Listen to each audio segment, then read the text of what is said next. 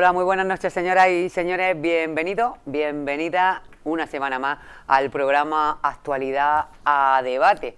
Como todas las semanas les decimos, vamos a hablar sobre temas que le afectan a todos y a todas ustedes, temas de actualidad, temas de carácter político, que son los que se tratan en esta mesa con personas, con representantes, con gente vinculada a los partidos políticos con más representación en la provincia de Jaén. En este caso nos acompañan, comenzando por aquel extremo, bueno, pues José Carlos Carmona Barroso, Partido Popular, que hacía mucho tiempo que no estaba con nosotros y nos da muchísima alegría que vuelva aquí a esta mesa. Muchísimas gracias por estar aquí. Y a mí volver otra vez, la verdad que por temas personales no he podido venir mucho, pero bueno, siempre de vez en cuando me gusta venir.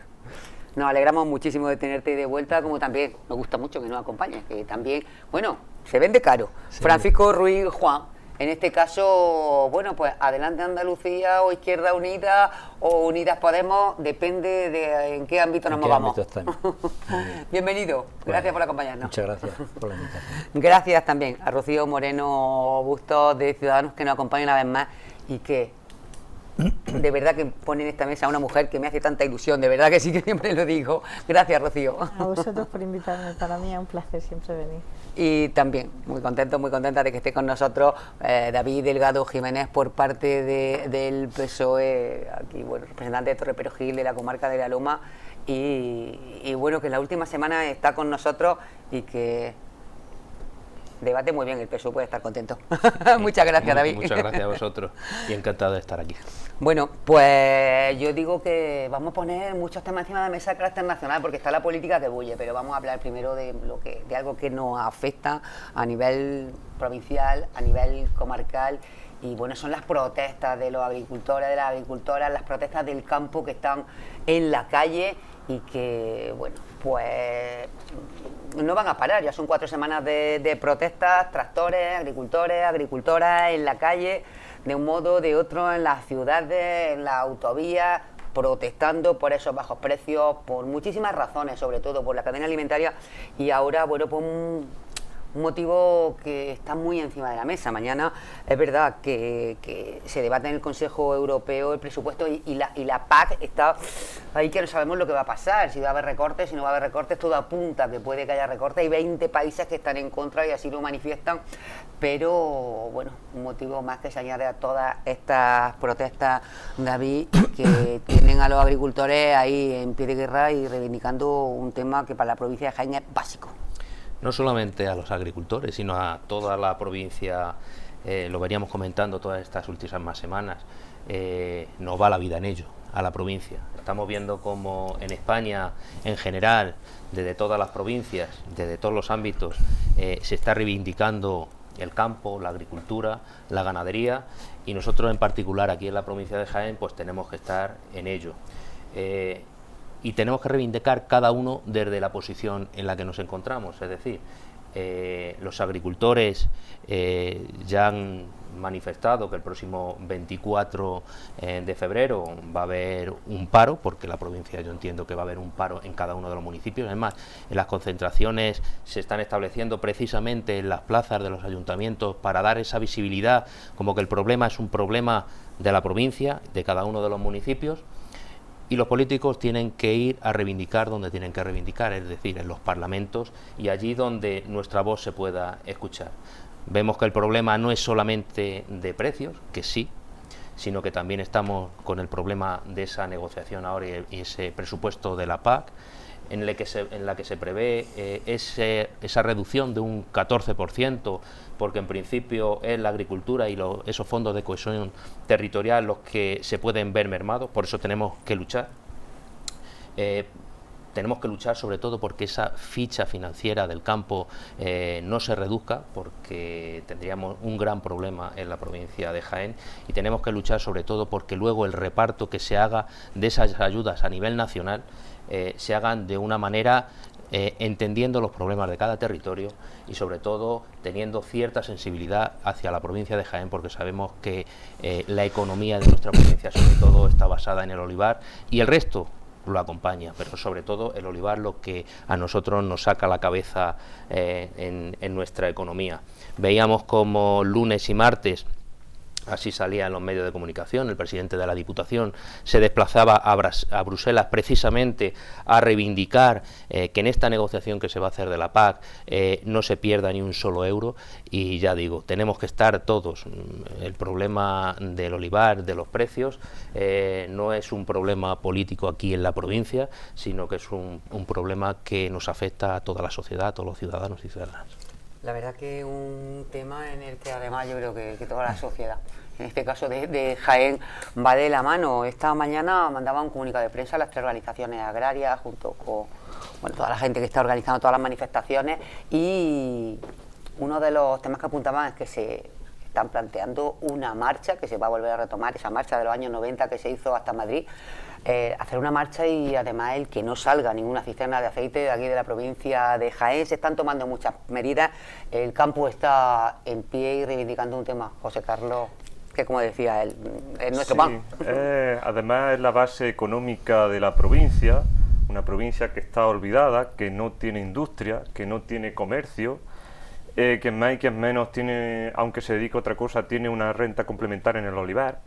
Entonces sí es comprensible la indignación que hay y las movilizaciones que hay por este problema tan serio, porque la rentabilidad del olivar tradicional, ya no solo el olivar tradicional, es que con estos precios la rentabilidad dentro de poco va a entrar al intensivo también, o sea que porque los precios son muy bajos y suben mínimamente, pero no suben a los niveles necesarios como para que sea un tema rentable, que ya no solo lo que vale el aceite, sino los costes que tiene, porque ahí es donde está el margen de rentabilidad. O sea, si hubiese menos costes, también sería rentable a día de hoy con estos precios, pero claro, abaratar costes de forma unilateral un pequeño o mediano agricultor es muy complejo. Es muy complejo, y yo entiendo que es bastante difícil, pero en eso es en lo que la administración puede ayudar. Puede hacerse cosas a medio y largo plazo, pero a corto plazo yo creo que lo más sencillo es intentar ayudar a abaratar esos costes. ¿Por qué? Porque solo en temas de impuestos, no solo los impuestos directos que somos más, que los vemos más claramente, como puede ser el IRPF o puede ser los impuestos sociales, también hay muchos impuestos indirectos, porque todos sabemos lo que cuesta regar. La luz es cara, eso hace un sobrecoste en regar y se lleva mucho dinero en los riegos. La luz tiene muchos impuestos, el diésel tiene muchos impuestos, que ya sabemos que este gobierno está detrás de subirlo. El IVA, cada salto, se habla de la diferencia de que va al productor, al consumidor, pero cada paso que da un producto tiene un recargo de IVA. Para el almacenista, para el que transporta, para la tienda. Entonces, todos esos impuestos hacen que al final el que gana es el Estado. O sea, se dice que yo creo que el primero que está ganando aquí es siempre el Estado, vaya peor, vaya mejor, porque luego el agricultor, si no le salen las cuentas, pues tiene que fastidiarse, al fin y al cabo, pero el impuesto siempre está ahí, y es un sobrecoste que aguanta el sector. Y tampoco este gobierno está ayudando mucho. Yo no digo que todo sea culpa del gobierno, pero el gobierno no está haciendo tampoco por dónde, porque el gobierno podía haber encontrado otro momento para subir aún más los costes, como por ejemplo los costes laborales. La subida del salario mínimo interprofesional no es el mejor momento, y además no es lógico que todas las... Yo entiendo que hay que tener unos convenios y demás, pero no todos los sectores son iguales, ni todas las zonas son iguales. No es lógico tener el mismo salario mínimo para una fábrica en País Vasco que para el olivar tradicional en Jaén. No es comprensible, porque no mueven el mismo margen de beneficio unos negocios que otros. Y luego, aparte, el tema, porque uno de los problemas por el que el aceite está tan bajo es por temas de comercialización, por un excedente de producción, pero si encima se nos pone palo en la rueda para comercializar con el tema de los aranceles de Trump, que ya vemos que este gobierno no tiene voluntad por solucionar los aranceles, sino que le echa más leña al fuego con el tema de la tasa Google y demás, que por ejemplo Francia ha retrasado su pago porque Italia y otros países han sabido negociar que ciertos alimentos no tengan esos impuestos y el gobierno de España no ha intentado nada por evitar la tasa a nuestro aceite y aún así echa más leña al fuego, pues se agrava aún más el problema. Ahora damos otra vuelta y podemos seguir puntualizando todo esto, porque, Francisco, Paco, uno de los temas que además el presidente de Diputación, que Paco Reyes ha llevado allí a Bruselas y que quería tratar es que sí, que no queremos recortes en la PAC, evidentemente, que queremos que llegue el dinero, pero uno de los temas que de verdad preocupan es que el dinero llegue, de qué manera y a quién. Porque, bueno, el típico, tópico dicho, que Mario Conde y la duquesa de Alba se llevan un montón porque va el dinero a las explotaciones y, bueno, pues Francisco Paco Reyes ponía sobre la mesa el que el dinero, bueno, pues tiene que venir a quien lo necesita. Sí, vamos, eso es así. Izquierda Unida de siempre ha criticado muy fuertemente la aplicación de la PAC, con el apoyo del Partido Conservador Europeo, como también los socialistas han estado en esa historia, aunque es verdad que lo han intentado remediar un poco. A mí me da alegría a nosotros nos da alegría de que las movilizaciones sean un éxito. Nosotros hemos trabajado desde Izquierda Unida, Adelante Andalucía, Unidas Podemos, porque sean un éxito y vamos a seguir trabajando, porque yo creo que esta provincia, es verdad que echa de menos que esto hubiera ocurrido también y tanta gente unida salga a movilizarse cuando, por ejemplo, el desmantelamiento de la industria en la provincia, ¿no? O el desmantelamiento del tren en la provincia. Es decir, hay temas que se han perdido y que también hubieran exigido una gran movilización como la que tenemos. Pero bueno, estamos en ella y yo creo que el problema tiene que arreglarse por muchas vías. En principio, los mismos agricultores deben de pensar una cosa: no puede ser que haya más de 1000 cooperativas que ofrezcan aceite y sin embargo haya 3 o 4 compradores. Eso es un desequilibrio que hay que... El otro día escuchaba, yo no soy un entendido del tema, pero escuchaba que en Alemania o en los Países Bajos hay 1, 2, 3 cooperativas nacionales. Es decir, en el Estado, en todo el Estado hay 2, 1, 3, según los casos. Claro, eso es normal que esas 3 o 4 cooperativas o una puedan luchar, puedan ponerse de acuerdo, puedan tratar con esos compradores, pero no se puede estar negociando precios de más de 1000 cooperativas contra 2 o 3 compradores. Eso es un problema del sector que el mismo sector tiene que resolver. El precio mínimo, nosotros no nos escondemos, Izquierda Unida sí siempre ha dicho que tiene que haber un precio mínimo para el producto del aceite, es decir, un precio mínimo que garantice los gastos de todo tipo, ¿no? Y por debajo del cual no se pueda vender. No sé si eso al final lo conseguiremos, se podrá llevar a cabo o no, pero yo creo que esa reivindicación es bueno decirla porque eso es así. Evidentemente, el tema de la comercialización también es un tema muy importante, ¿no? Los márgenes en algún sitio hay que mejorarlos. Por ejemplo, tampoco se puede permitir que el aceite sea un producto de atracción en los supermercados. Es decir, no puede estar en el fondo de cada pasillo para que con un precio por debajo del coste de producción mínimo rentable se ofrezca al comprador. Todas esas cosas hay que tratarlas. Y son todas las administraciones. Yo creo que no viene a cuento ahora echarnos responsabilidades. El PP ha estado gobernando 8 años y el PSOE 1 año y el gobierno progresista lleva menos de un mes, ¿no? La responsabilidad está repartida según el tiempo, pero yo creo que todos somos responsables, ¿no? Y por ejemplo, en el tema del etiquetado, que yo creo que es de la Junta de Andalucía, si no estoy mal informado, pues ahí hay también graves deficiencias. Es decir, la administración andaluza tiene que velar porque la composición del aceite y sobre todo el origen de dónde viene sea el adecuado, ¿no? Y bueno, ahí me quedo porque ahora tenemos otra vuelta, porque yo quiero escuchar también lo que opina del tema de Rocío, que además Rocío, que vive en Pozo Alcón, que se dedica eminentemente al campo, lo viven también directamente. Allí vivimos el problema, además, precisamente porque allí no hay latifundistas, todos son minifundistas, la explotación media es de 4 o 5 hectáreas, o sea, no hay, realmente ahí es donde se está viendo el problema de la crisis. Ayer nos reuníamos con la junta directiva de la cooperativa de allí y estuvimos precisamente hablando de los mismos temas que han salido ahora mismo. Ellos pedían una rebaja de la presión fiscal no tanto de los salarios, sino de los seguros sociales, de las cotizaciones a la seguridad social que se hacen a los trabajadores. Nosotros le hemos contado que Ciudadanos ha llevado una proposición de ley al Parlamento para pedir una reforma de la ley de la cadena alimentaria que garantice unos costes mínimos o sea, que los costes mínimos de producción que tiene el agricultor se paguen en el mercado, de manera que el precio de salida al distribuidor tenga como mínimo ese coste de producción y ese beneficio que necesita el agricultor para poder salir adelante. Garantizar los precios mínimos a mí me parece una batalla fundamental. De hecho, en otros países de la Unión Europea se hace y no ha pasado nada. Y creo que es una batalla que tendremos que pelear en Madrid, lógicamente. Con el tema de la comercialización que comentaba el compañero, yo les escuchaba decir que ellos, es verdad que han apostado por un aceite de calidad.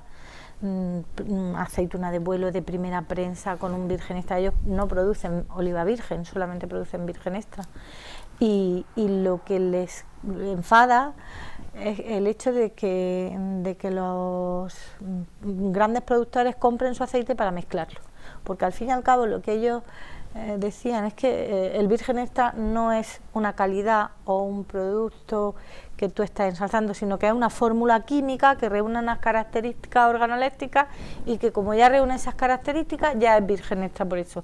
Pero no es verdad, luego el aceite se mezcla, el aceite lleva unos procesos que eso es lo que el consumidor no conoce. Y hablábamos de algo tan importante como es la conciencia del consumidor en la compra de los productos.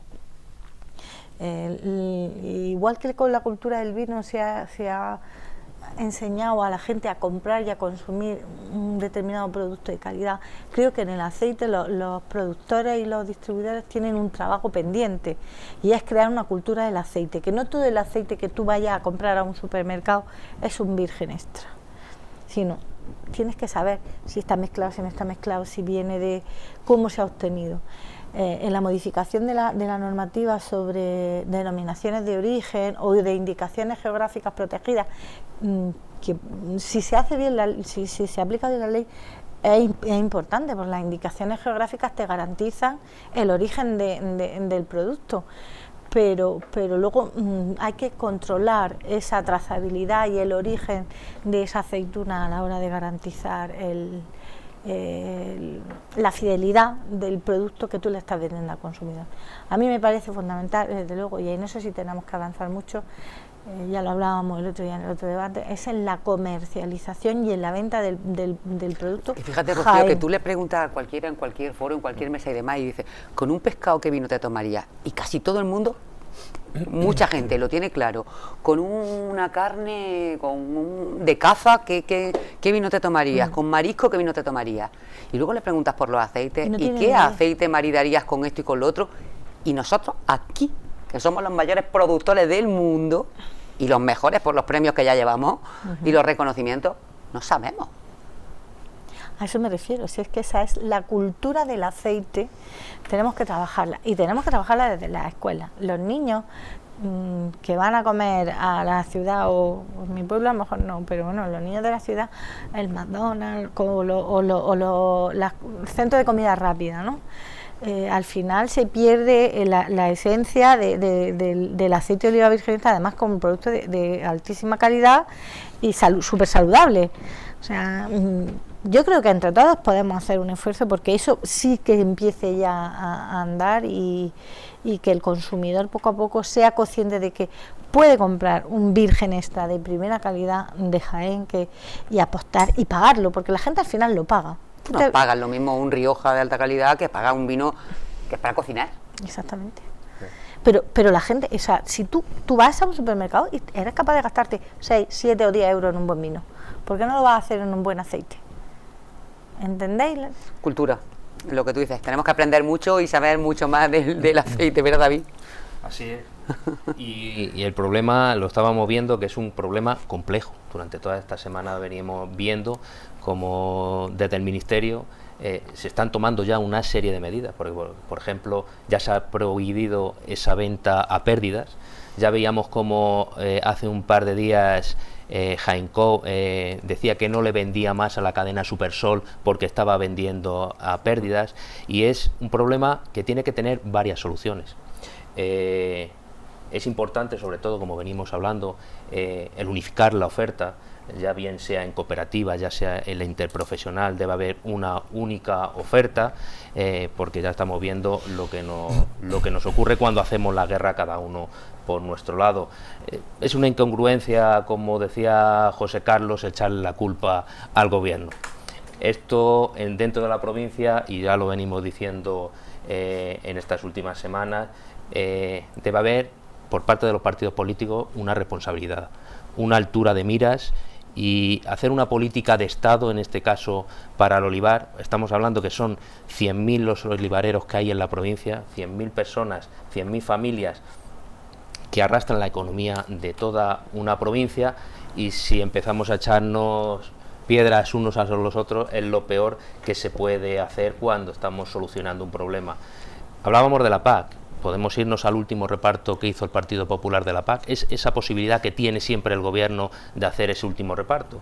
Andalucía perdió 900 millones de euros. La provincia de Jaén perdió 272 millones de euros. Que se lo pregunten a los pequeños olivareros, a los medianos olivareros, a todos aquellos que en un momento dado todavía cobraban subvención y ahora mismo no la cobran. Entiendo que la guerra no está ahí. La guerra está en que tenemos que estar unidos para pedir y reclamar ahora mismo en Europa, porque esa PAC tiene que favorecernos a nosotros, tiene que favorecer al olivar tradicional, al olivar de montaña. Estábamos hablando antes, por ejemplo, a la hora de dar las ayudas. Tenemos que tener en cuenta que aquí en la provincia de Jaén, por poner un ejemplo, hay 12 explotaciones, que esas 12 explotaciones reciben de media cada una de ellas una ayuda de más de 300.000 euros.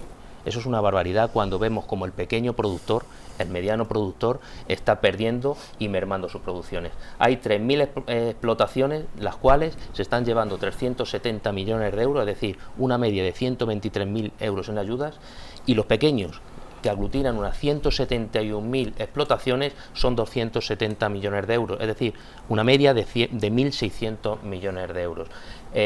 Por eso se estaba hablando muchas veces, y lo decía Rocío, y ella por la circunstancia del municipio del que viene dice que todos eran pequeños productores. A esos son a los que tenemos que ayudar, porque si estamos hablando de otros problemas mayores que nos pueden afectar aquí a la provincia, como puede ser la despoblación, y la despoblación no viene ni más ni menos por no tener oportunidades dentro de nuestra provincia, tenemos que empezar por ahí, porque el olivar aquí en nuestra provincia de Jaén, si da beneficios, puede asentar a las personas en el territorio y podemos evitar esa despoblación que estamos viendo como en otros territorios se está produciendo. Es que si no, el relevo generacional, pues ya explicará la gente joven cuando ve la papeleta si se va a quedar en los pueblos donde se vive del campo. Yo, la gente de mi generación, casi todo el mundo se ha ido. O sea, mi amistad es la mayoría. Si no hay industria, no hay comercio y la agricultura tampoco tira lo suficiente, al final la gente se tiene que ir. Yo sí quería puntualizar una serie de cosas que he estado escuchando atentamente del resto de intervinientes, compañeros de la mesa. Se hace mucho hincapié en los precios mínimos, pero los precios mínimos, los precios mínimos exigidos por el Estado hay que tener mucho cuidado, porque cualquier intervención que haga las administraciones hay que hacerla con mucha delicadeza, porque no sabemos los efectos secundarios que puede tener en el mercado. Y me explico. Hay que tener en cuenta que somos el primer productor mundial. Que si, espero no equivocarme en los datos porque los tengo de memoria. Si no me equivoco, la última campaña, la anterior a esta me refiero, la que hubo tanto excedente, fueron 1.900.000 toneladas las que producimos aquí en Jaén. En España consumimos 400.000, o sea, no llegamos ni a la mitad de consumir nosotros lo que producimos. O sea, si nosotros ponemos un precio mínimo, nos podemos encontrar la tesitura de que desplacemos la oferta a otros mercados. O sea, que haya que en otros territorios que ya no hacen la competencia, como Marruecos, Túnez y demás, se pongan a plantar aún más olivas porque los italianos compren, porque ya si ponemos un precio que no sea real de mercado, se vayan a otro sitio. ¿Qué es lo que hay que hacer? Que el precio real de mercado cambie. Y para eso hay que ser muy inteligente y saber hacerlo. Hay dos cosas interesantes que sí estoy de acuerdo en lo que se ha dicho aquí. Por ejemplo, unificar ofertas. Esto es un sector muy atomizado de pequeños propietarios. Yo creo que ya son décadas las que se lleva pidiendo que se unifique la oferta. Pero hay que seguir haciendo hincapié. En la comercialización, un problema muy grande es que, si no me falla el dato, porque ya digo que estoy hablando de memoria, no llegamos ni al 10% de envasado de lo que se comercializa. El 90% se vende a granel. Y entonces estamos vendiendo nuestra materia prima, mejor dicho, lo estamos vendiendo como una materia prima tercermundista. Suena muy crudo decirlo, pero cuando tú vendes una materia prima, el mercado te lo trata como si fuese algo tercermundista, y no le damos el valor añadido de un producto de consumo comercial occidentalizado. O sea, nosotros nos tenemos... hay una tendencia que, sobre todo los colectivismos, los partidos colectivistas, aunque es cierto que todos tenemos que una, pero hay que ser claros y decir lo que pensamos que puede funcionar o no. Están hablando de que hay que limitar la competencia y demás. Es que en un mundo globalizado imposible. Competimos con China, competimos con Túnez, con Marruecos, pero competimos en China, competimos en Estados Unidos, competimos en Japón, competimos en el resto de Europa, y ellos no nos van a hacer lo que nosotros, o sea, no van a hacer las legislaciones que nosotros queramos.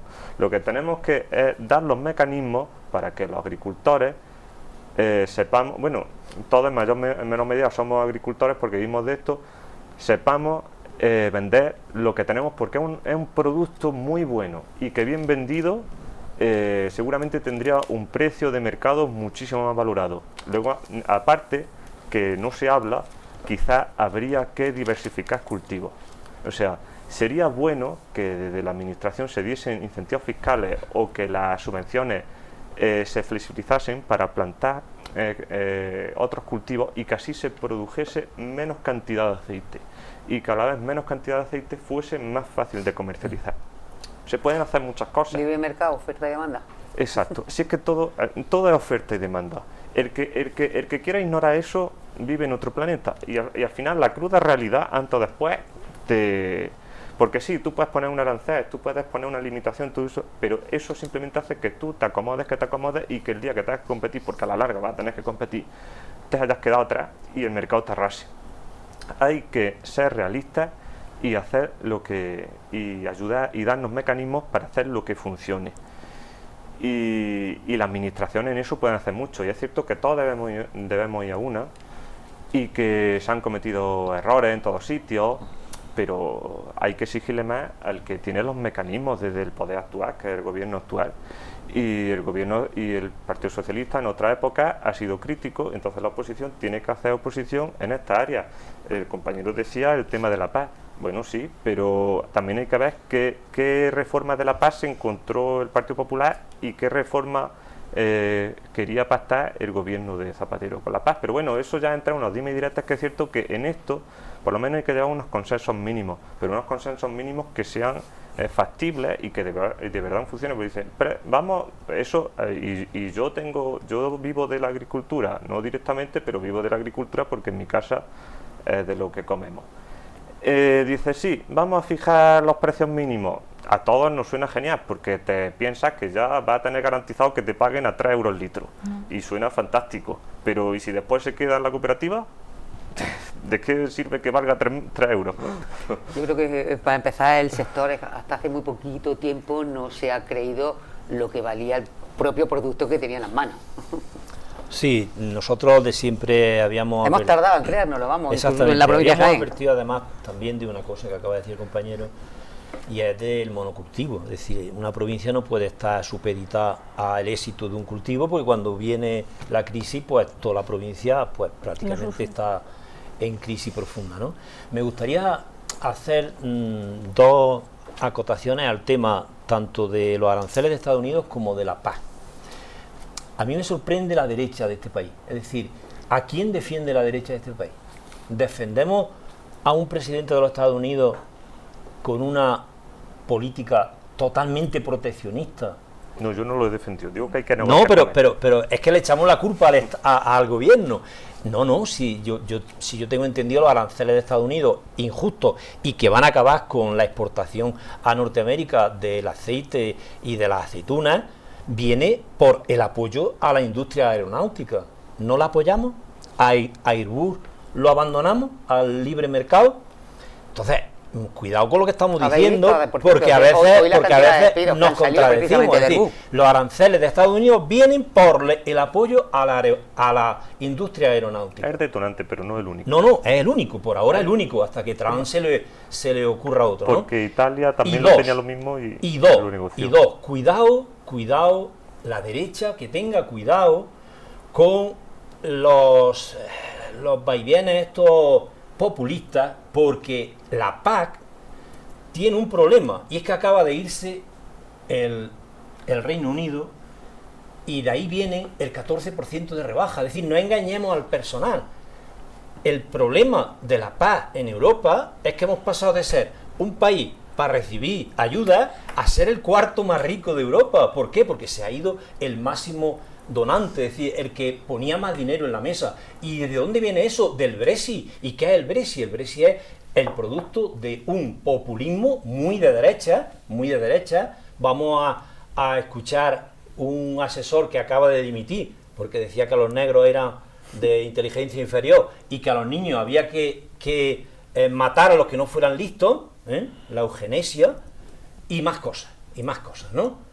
Entonces, cuidado con lo que tenemos entre manos. Es decir, si somos neoliberales, vamos a mantenernos ahí, que eso es fenomenal. Neoliberal es mercado y mercado, muy bien. Nosotros no, nosotros creemos que hay que intervenir en la economía, pero no nos vayamos a dar bandazos, porque esos dos problemas, tanto de los aranceles de Estados Unidos como de la baja de la paz, vienen de dos políticos de derecha, extrema derecha, populismo de derecha. Políticos que yo nunca he defendido. Bueno, vale. También hay que puntualizarlo. Y ahora quería meter una cuña de un problema que a lo mejor alguien puede pensar, este hombre está loco, o sea, ha venido aquí a decir una barbaridad.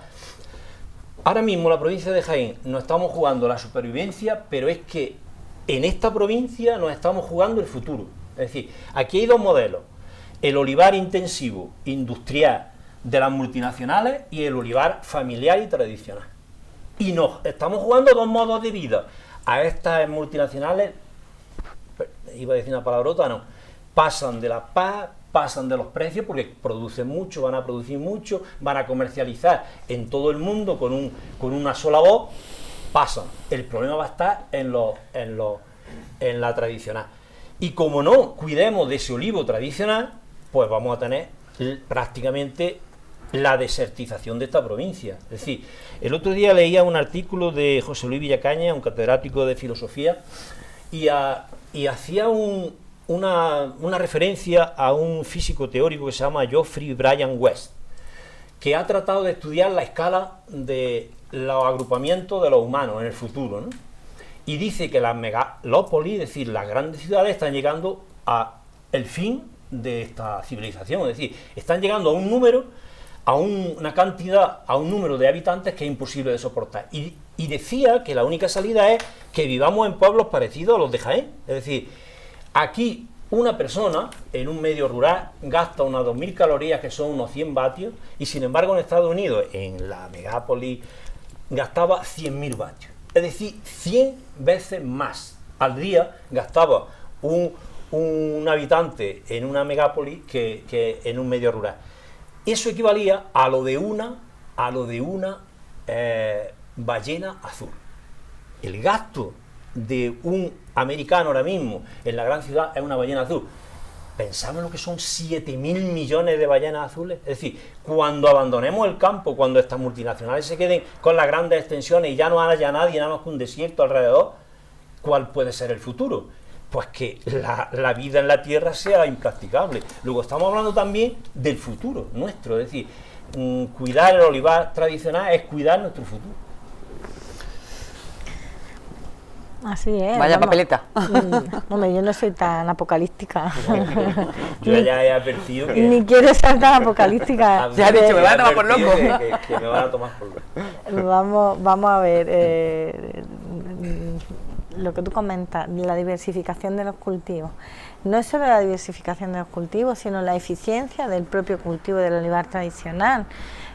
Ahora mismo sí se está invirtiendo mucho, lo hablamos otras veces, en el tema de la modernización de los regadíos, donde las ayudas también, no solo la PAC, sino las ayudas de la Unión Europea han ayudado a modernizar los cultivos, pero en la diversificación también tiene mucho que ver el tema de los mercados. Yo vengo de un pueblo donde hace 30 años se plantaba viñedos, se plantaba cereal, se plantaban judías, se plantaba maíz, pipa, y bueno, lo sé porque además mi familia lo comercializaba en la zona de Levante. Y todos esos cultivos se han perdido. Ahora mismo el 80 o 90% de la superficie de cultivo es olivar. Sin embargo, es una tierra buenísima para la hortaliza de verano, porque además tenemos agua, tenemos un magnífico sistema de riego, tenemos vegas, tenemos huertas.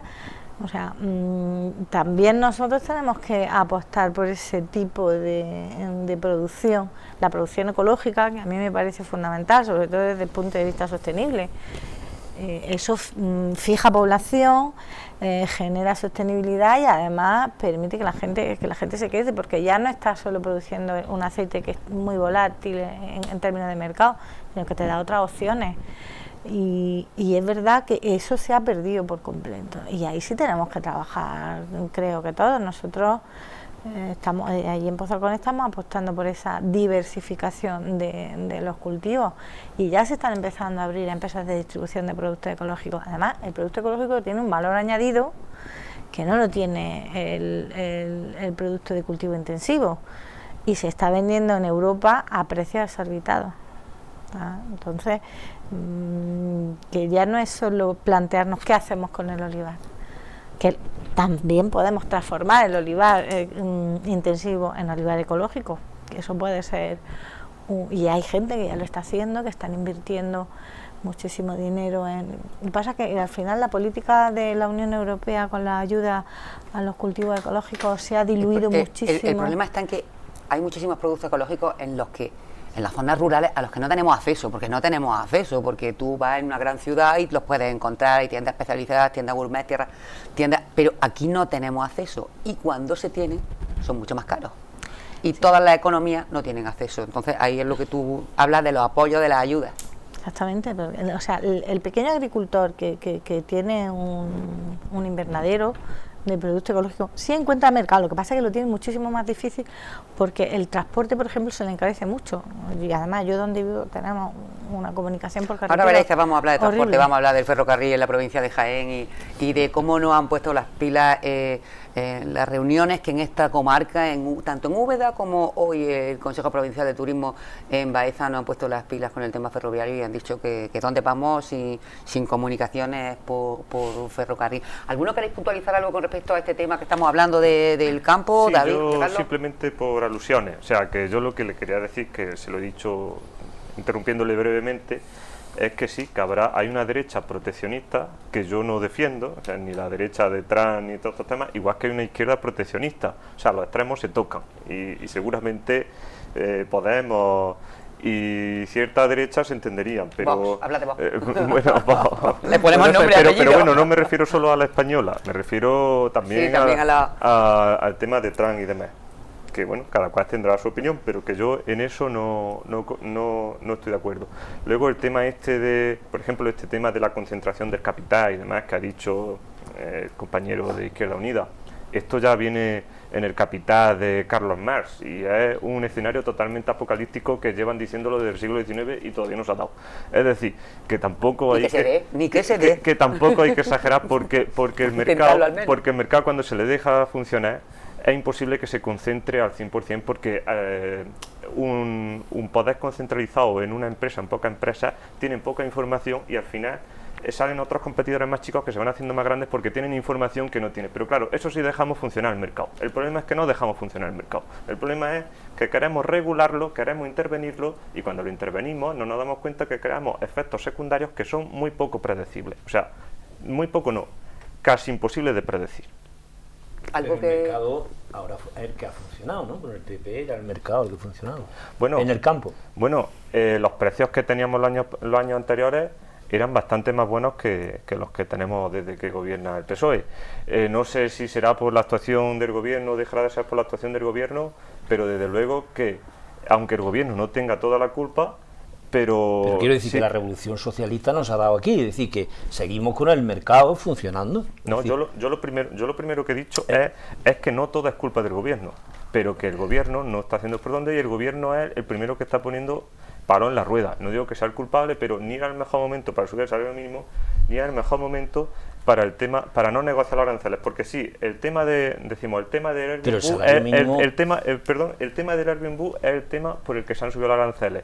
También Italia, Grecia y Francia subvencionaban Airbnb y USA los amenazó, pero evitaron muchos aranceles renegociando con USA y tenían el mismo problema que nosotros. Ahí ha habido falta de voluntad política de querer negociar con Trump, que yo no es que esté defendiendo a Trump, pero nos gusta o no, es el que manda en Estados Unidos y es el que tiene la capacidad de evitar que mucho aceite nuestro, encima no es que haya puesto arancel al de granel, pone arancel al embotellado, o sea que nos está limitando más el valor añadido por el que podríamos subir el precio del aceite. Ahí está, que no es el único problema, pero es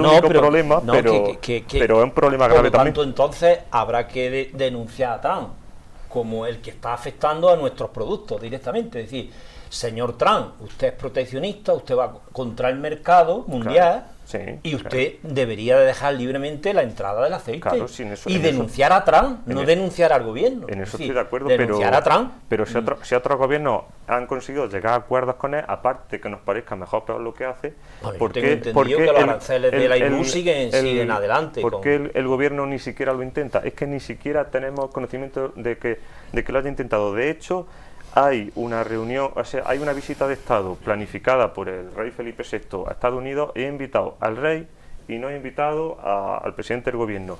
Las hostilidades con este gobierno son grandísimas, y luego encima ya con la tasa Google, luego encima con los apoyos a Venezuela.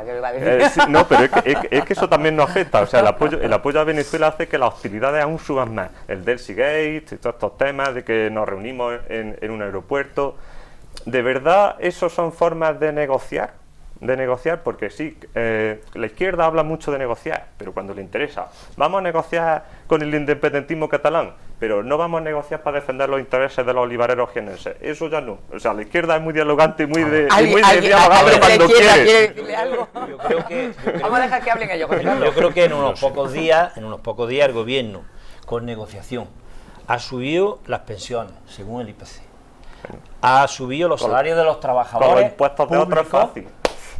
Y ha subido los salarios de los trabajadores públicos con acuerdo con los sindicatos del sector público. Con el acuerdo de los sindicatos y de la patronal ha subido el salario mínimo interprofesional a 950. Y ya se está ralentizando la creación de empleo. Sí. Por hacerlo de forma tan rápida. Esas son las 7 plagas de Egipto. Igual que las que iban a ocurrir, sí. No, ya está ocurriendo. Llevamos un mes en el gobierno y ha subido la bolsa a máximos históricos. Es decir, se acaba de alcanzar en estos días 10.000 puntos. Y que hace 2 años no se alcanzaba, máximo histórico. Hombre, las 7 plagas de Egipto yo pensaba que a Izquierda Unida no os gustaba el tema de que creciese la bolsa, pero lo que sea una realidad es que llevamos un año en el que todos los meses se crean más empleos que hace años. Y ayer bueno, me estaba haciendo alusión a mí. Y ayer se derogó. Habla mucho rato de hombre, te digo a ti porque perdona a la derecha. A la izquierda. Claro, por supuesto. Demasiado poco. Es un gobierno muy moderado, ¿eh? Socialdemócrata. Hombre, sí, totalmente. Ayer se bajó o se derogó el artículo 52D que para impedir que a las personas se les pueda despedir Por bajas múltiples. procedentemente por baja de enfermedad. Es decir, es un gobierno que en menos de un mes o en un mes está haciendo muchísimas cosas. Muchísimas cosas. Ya veremos los resultados. Y mira, y te voy a decir una cosa, la derecha, el otro día no estaba la compañera de Ciudadanos, le di un consejo al que estaba de Ciudadanos y no lo ha cogido. Inés Arrimadas no lo ha cogido. Mira, el consejo que le daba a Ciudadanos es que con esos 10 diputados y con la cantidad de poder que tiene en España, en el centro ahora mismo político hay un espacio inmenso. Y yo creo que a ellos, si quisieran, lo que pasa es que parece que no quieren ocuparlo, tendrían la posibilidad de decir, bueno, pues voy a pactar con el PSOE, voy a pactar con el PP, voy a impedir que Vox ponga las tonterías estas que saca del PIN parental y todas las mentiras que va sacando, y sería un partido de centro en poco tiempo. Vosotros tenéis que ir haciendo casi lo mismo, es decir, un partido de derecha neoliberal, todo lo que tú quieras, del mercado, todo lo que tú quieras, pero quitándonos esos populismos que el Brexit es el que está llevando a la paz a esta situación. Dejáis los dos, dejáis que esta parte, escúchame, dejáis que esta parte de la mesa también diga algo, David. Son amigos, Yo voy a puntualizar. ¿Son amigos? Bueno, te refieres a... Otros tienen amigos más sospechosos. A ver, David. Yo voy a puntualizar dos cosas que ha dicho José Carlos. Una primera que siempre es buen momento para subir el salario mínimo interprofesional. Siempre es bueno dignificar el trabajo de todas aquellas personas que se ven como se ven, con sueldos ínfimos, que estamos en 950 euros y ojalá estuviésemos ya en los 1.200. Eso siempre, por parte del Partido Socialista, va a entender que es un buen momento. Y un segundo, que es lamentable, como veíamos en el primer pleno de la legislatura la semana pasada, como el único tema que le importa ahora mismo al Partido Popular es Venezuela, es el del Seagate, como le han calificado, y que precisamente cuando se iba a debatir dentro del Congreso de los Diputados el problema del campo en España, se salieron todos del Pleno y no quisieron debatir esa iniciativa. Habla de la Diputación. No, hablo del Congreso de los Diputados. Del Pleno. No, que la Diputación pasó... Bueno, y los ministros del gobierno, muchos también, y muchos diputados de diferentes partidos. Eso es lo que se vio allí, que si el interés de Venezuela para el Partido Popular, pues tendremos monotema, pleno tras pleno de Venezuela, pero que el Partido Socialista y el gobierno... El Congreso ha respaldado al ministro Ábalos, cosa distinta es la justicia, porque...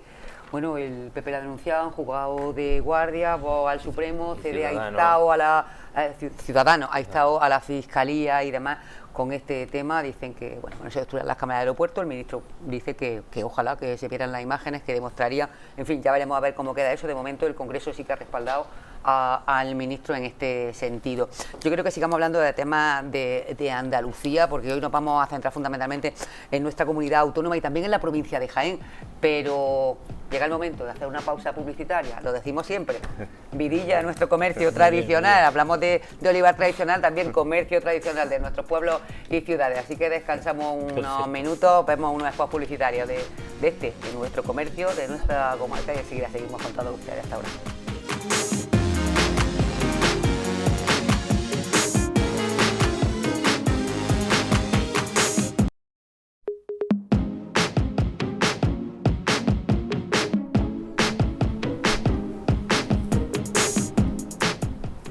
Muy buenas noches de nuevo, señoras y señores. Abordamos esta segunda parte del programa Actualidad Debate, pero no se pierdan que hemos tenido además un descanso aquí mientras ustedes veían los spots publicitarios muy ameno. Decíamos que otro debate, vamos a estar debatiendo en torno a monarquía o república, que visto lo visto tendremos que traerlo y ponerlo aquí encima de la mesa porque ha estado bastante entretenido.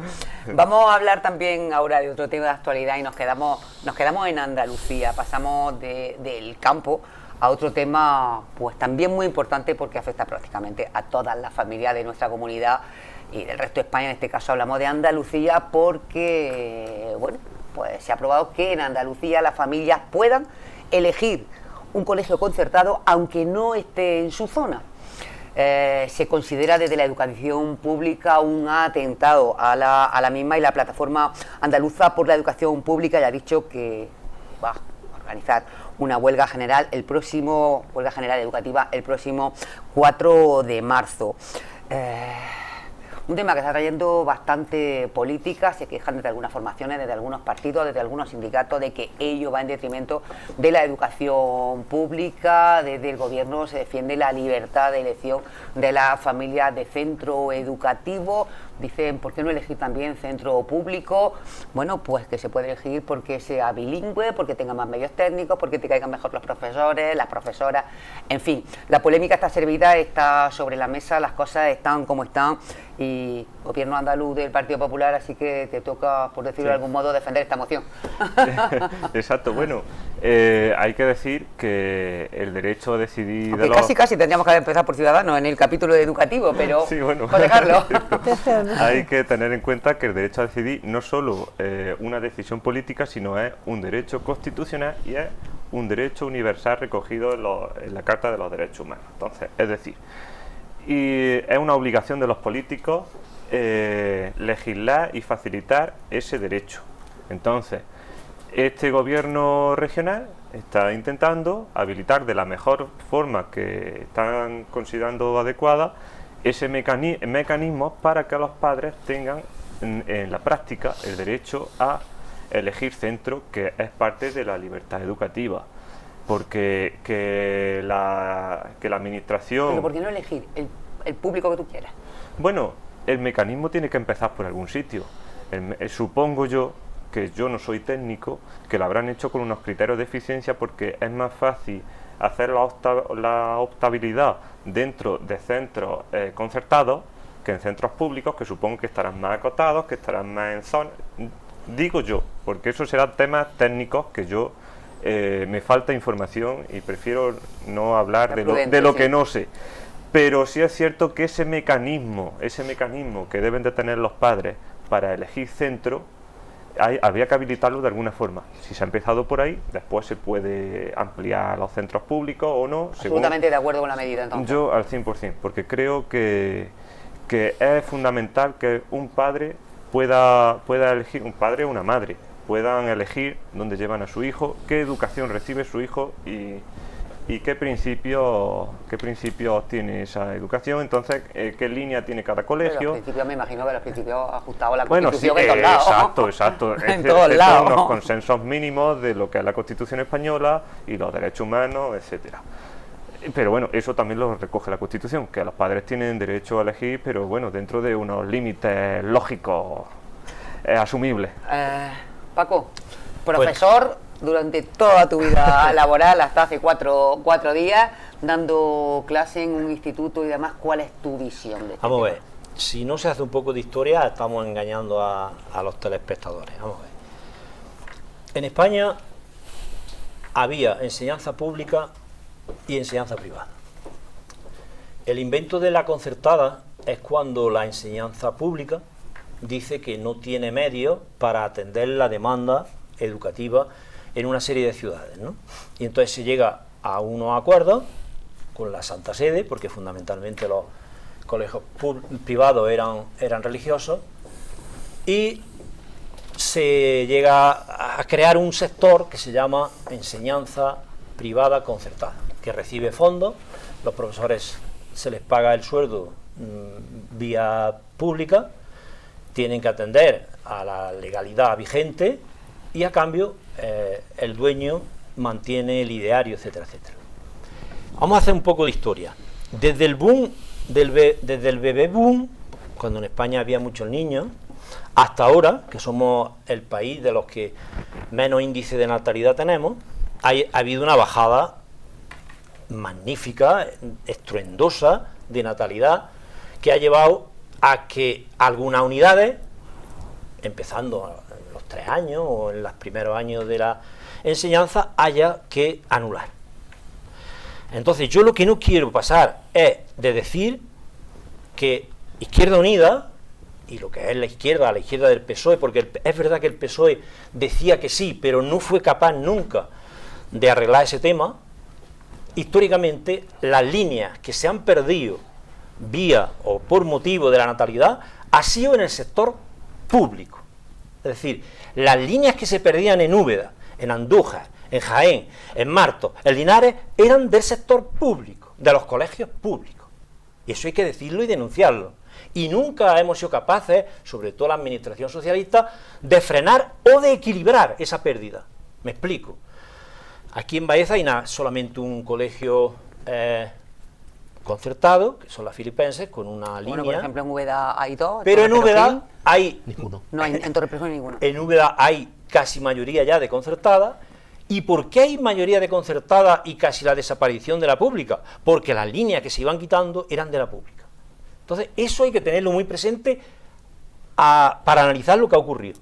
Lo que ha ocurrido hoy es ya la puntilla final a la enseñanza pública en Andalucía. Es decir, si a la enseñanza pública en Andalucía le quedaba ya algo, ha sido el decreto de escolarización de este gobierno, que va a cargarse los colegios públicos en aquellas ciudades en las que hay enseñanza concertada.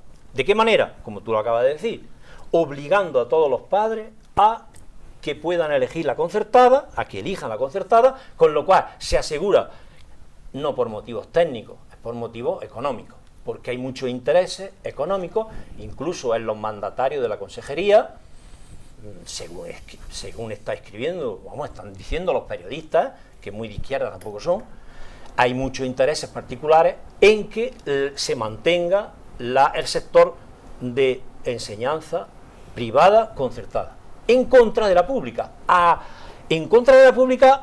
efecto de lo que sea. Es decir, evidentemente en Úbeda hay estudios, que ahora mismo no los tenía porque tampoco sabía que íbamos a hablar de esto, hay estudios demográficos que llevan a que dentro de 10, 15 años la enseñanza pública en Úbeda puede desaparecer.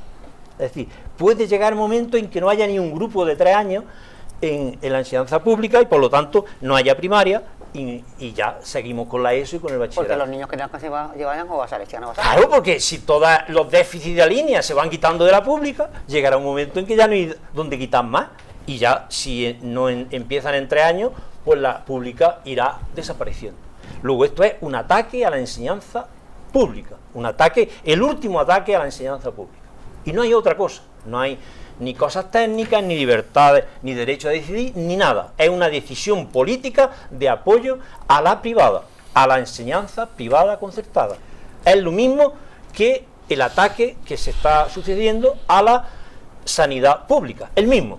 Ese se está haciendo más civilinamente, porque vieron que en Madrid les salió mal judicialmente, porque llegaron a privatizar hospitales enteros, y claro, el juzgado dijo, eso ya es demasiado. Y aquí lo están haciendo por vía de echar a la gente, de aburrirla y echarla a la pública. Y con la enseñanza, ese es el camino que han encontrado. Rocío, ¿vuestra consejería de Ciudadanos? Bueno, yo no, yo igual sigo pensando que es muy apocalíptico el compañero, pero que realmente el decreto no elimina la enseñanza pública, ni en Ciudadanos estamos por eliminar la enseñanza pública. Es más, hemos hecho una gran inversión este año en los nuevos presupuestos por la enseñanza pública, o sea que no es cierto.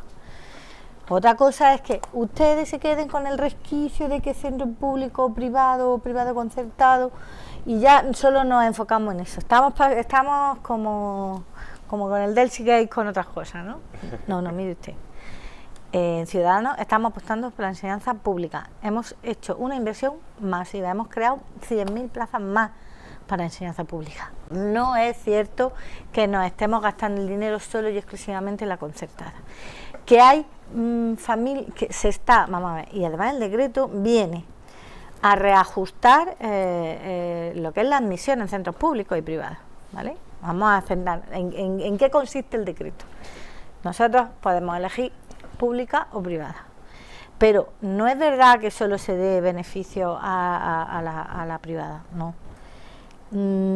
Queremos dar más transparencia en la adjudicación de vacantes. Hemos ampliado el número de familias con menos recursos que pueden acceder y que puedan elegir los centros.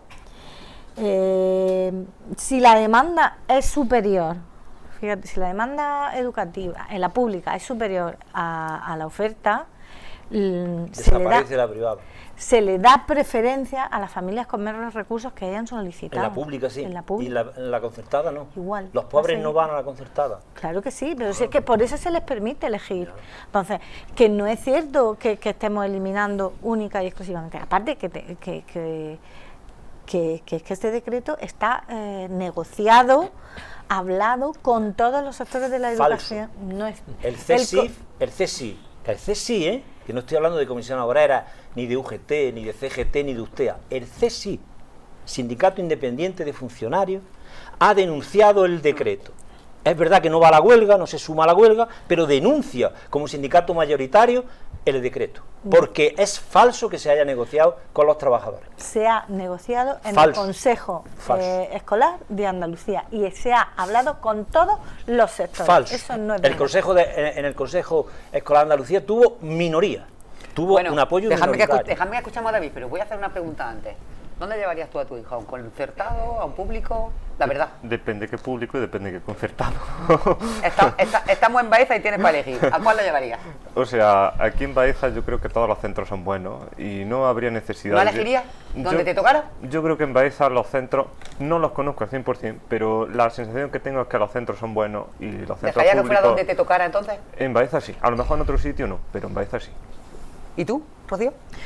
Yo soy yo he estudiado en enseñanza pública, siempre he defendido la enseñanza pública y yo creo que la enseñanza pública tiene una gran calidad. Vamos, en mi pueblo hay un colegio único de 600 escolares. Público. O sea, ahí no pueden elegir y la mayoría de los centros, o sea, la mayoría de las zonas rurales son únicos, son colegios de Estamos hablando de buena de ciudades. Estamos como hablando grandes de- países. Hay Úbeda, de que las aquí sí ciudades que aquí hay uno. con futuro. Hay uno, es verdad, y en Úbeda hay dos. Por ejemplo, en Torreperogiles, donde David no hay ninguno. David, tú lo llevarías a la pública. Yo en la pública, pero yo estudié en Madrid y tenía la opción, yo estudié en la pública. Instituto público, universidad pública y mis hijas van a la pública. Yo en el instituto me fui a Granada y yo elegí un centro público. Un instituto, por Podía, ejemplo, en esta ciudad concretamente es público. podía Hay haber elegido un concertado y también elegí público.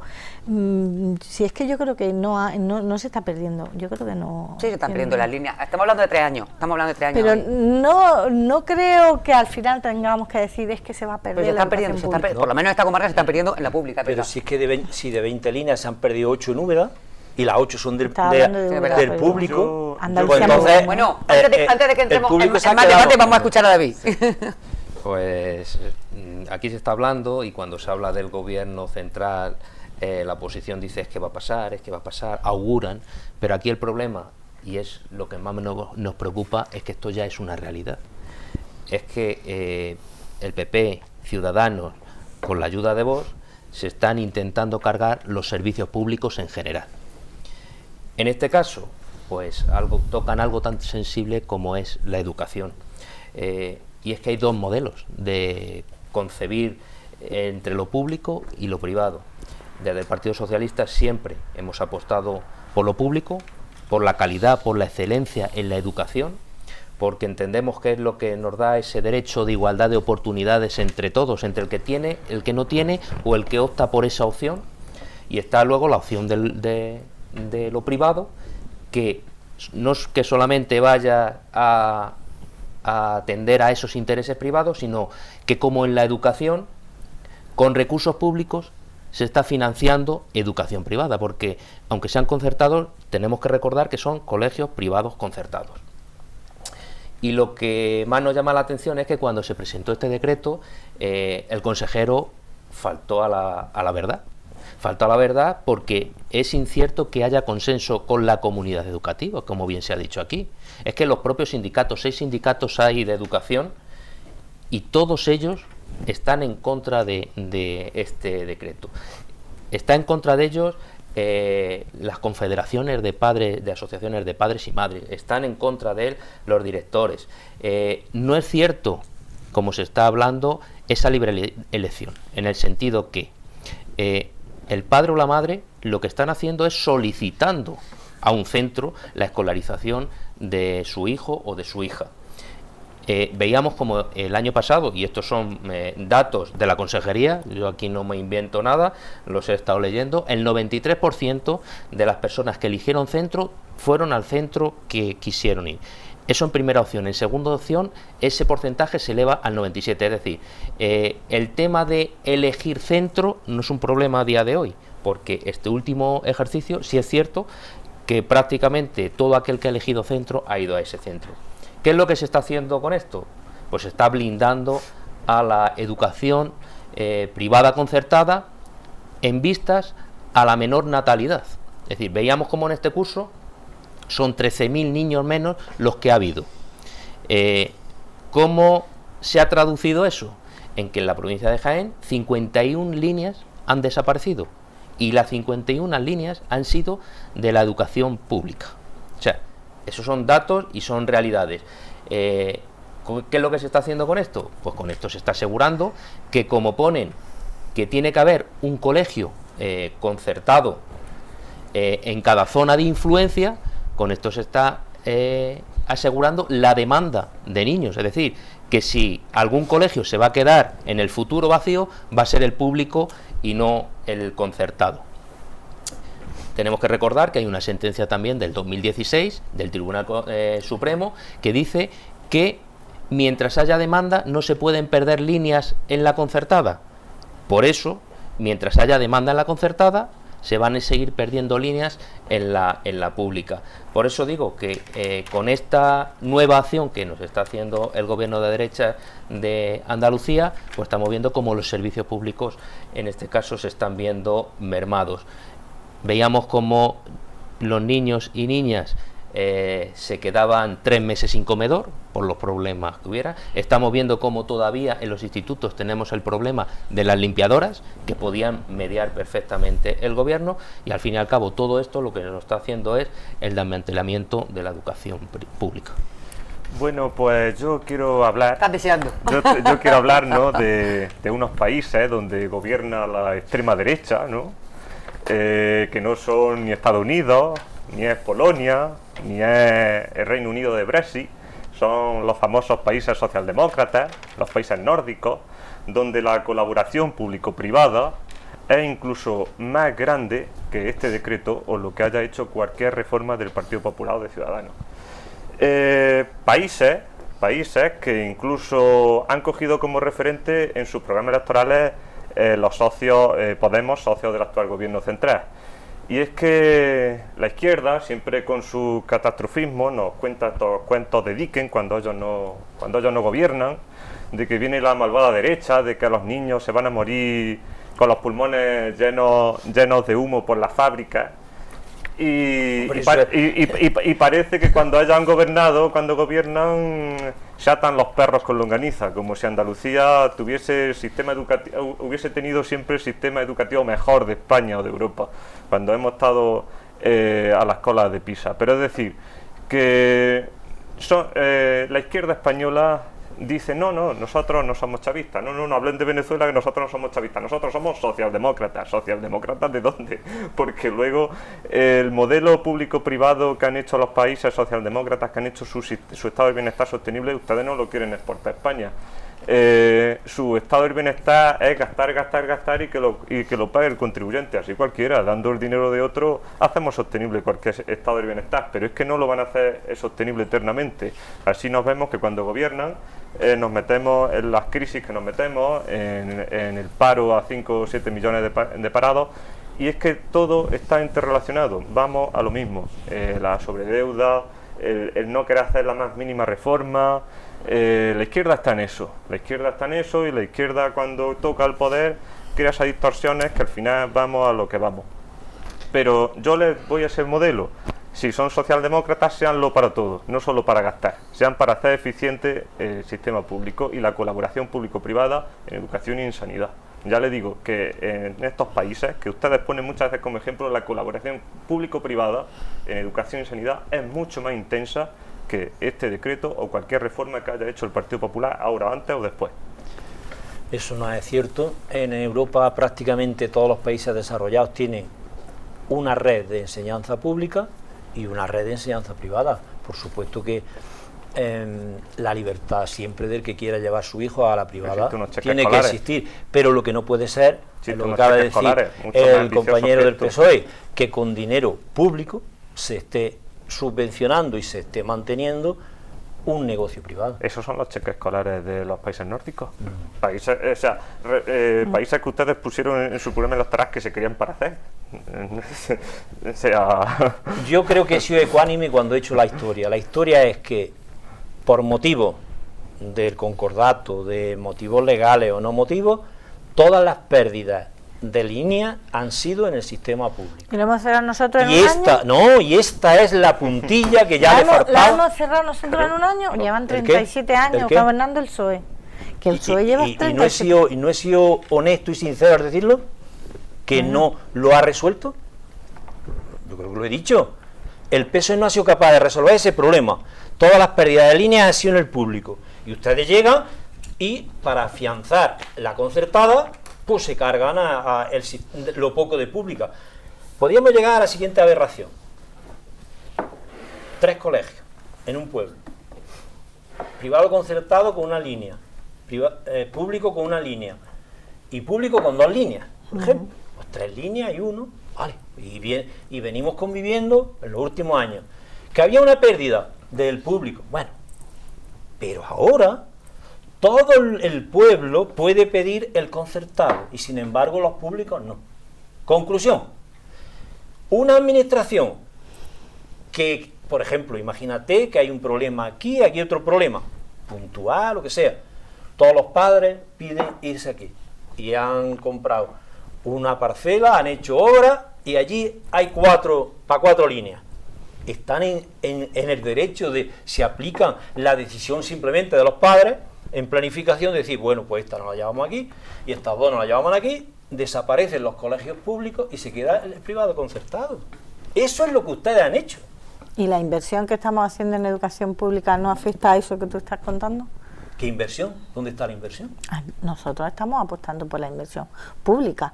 10.000 plazas creadas y 456 millones de euros más cuando se en el presente la presupuesto. inversión, Entonces, con números y con resultados, sí, se verá. Dice que está invirtiendo en sanidad y estamos a punto de Ciudadanos otro colapso. invirtiendo en educación y en educación pública y en crear nuevas líneas de formación Yo profesional. pienso que el decreto no tiene ningún sentido. Es decir, el decreto no tiene ningún sentido. El único sentido es afianzar la concertada y que en el futuro, si baja la población en el medio rural o en ciudades medias de Andalucía, que es donde hay concertada, pues los concertados sigan para adelante, los negocios se aseguren y la privada desaparezca, con lo que eso supone.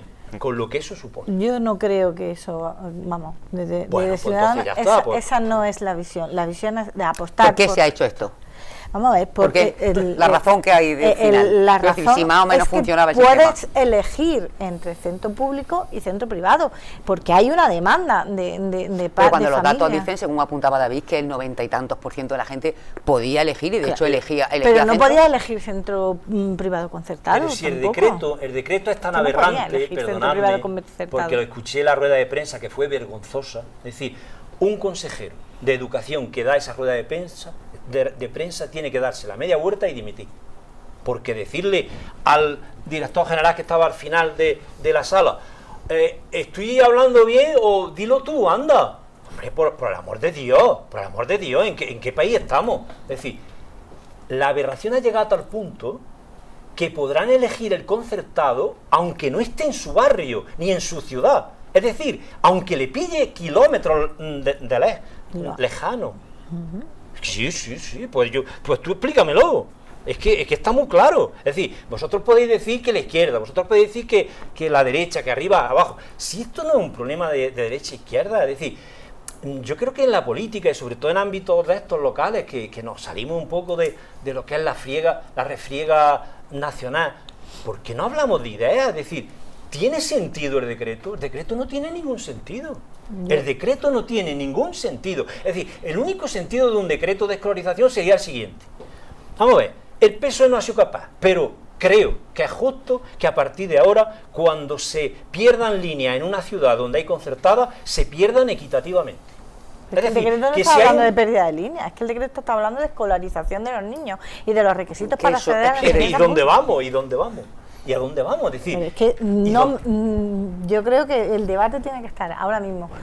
qué requisitos, qué renta mínima necesita para acceder, cuáles son las familias que tienen preferencia, qué se está valorando. Es que eso es de lo que habla el decreto. Vamos a centrar Pero el ¿cuál es el debate. motivo del decreto? Es decir, los decretos tienen un motivo. Estamos Antes te he dicho una serie de medidas que ha tomado el gobierno central. Pública. El motivo está claro, se puede explicar por qué se ha subido el salario mínimo, por qué se ha subido las pensiones, por qué se ha subido el sueldo de los funcionarios y el por qué. Si hay dinero o no hay dinero, ya es criticable, tal y cual. Bien, pero ¿cuál es el motivo cuál es el objetivo Ampliar de este la decreto? demanda educativa. Vale. Para favorecer a la concertada. No, es que no es verdad. Vamos a ver, si Ciudadanos... Entonces, ¿por qué no ha dicho que también podrán elegir a cualquiera de los públicos?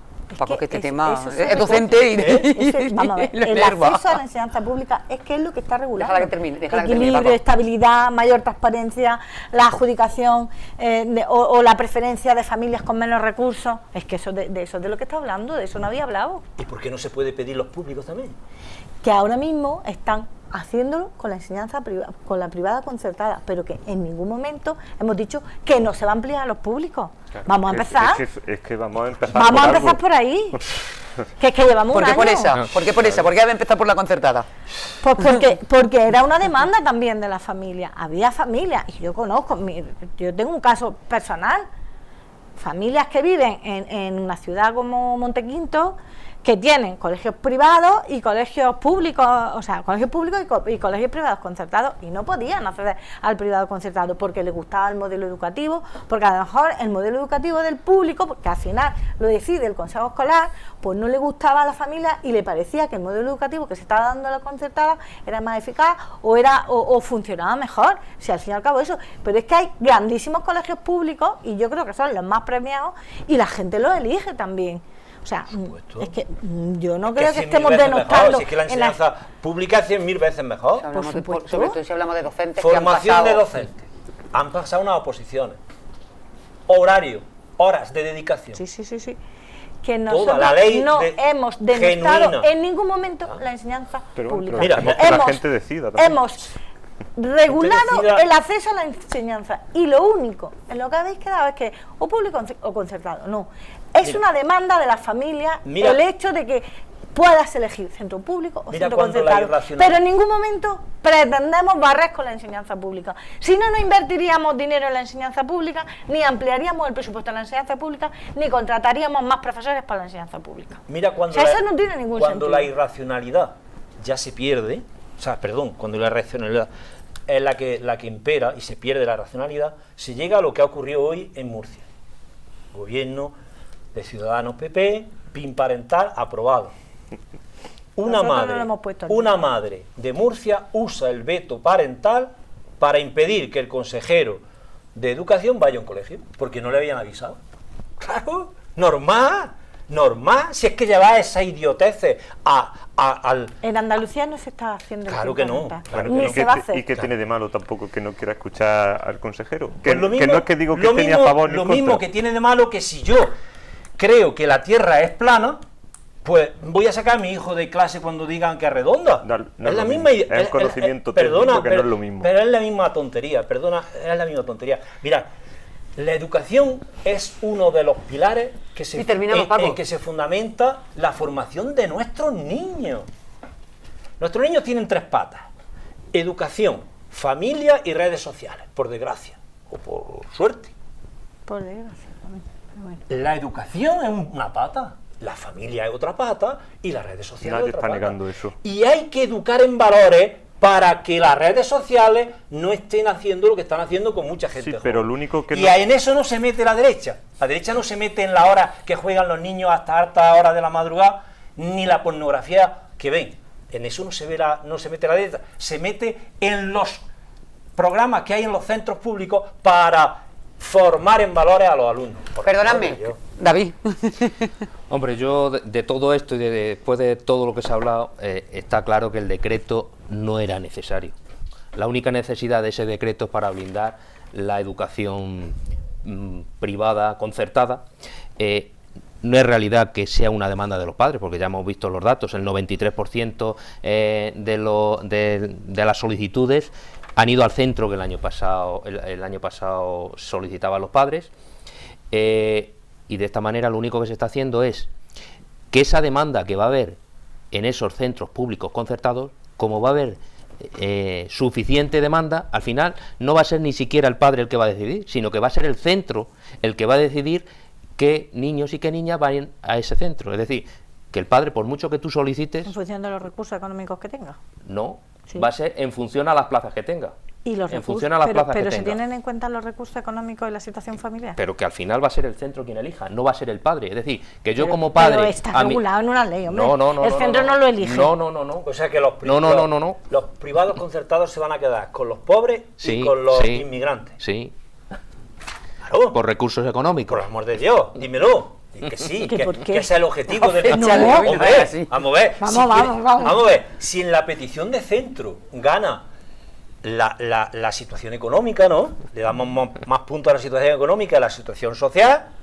Evidentemente los concertados a partir de ahora se dedicarán a los pobres y a los inmigrantes. ¿Por qué? Dependerá Porque van de a la- tener más puntos. Claro. Dependerá de la oferta, de la oferta de la demanda. Hombre, Pero Cuando cada centro y cada situación será diferente. Claro, pero Es si que se, eso no Es que, es que no es el café para todos, es que eso no, catastrofismo- es que... son catastrofismo. Que ahí. no es el- Escuchadme porque son posturas Siempre ideológicas hace y es igual. evidente que son posturas de carácter ideológico y que, bueno...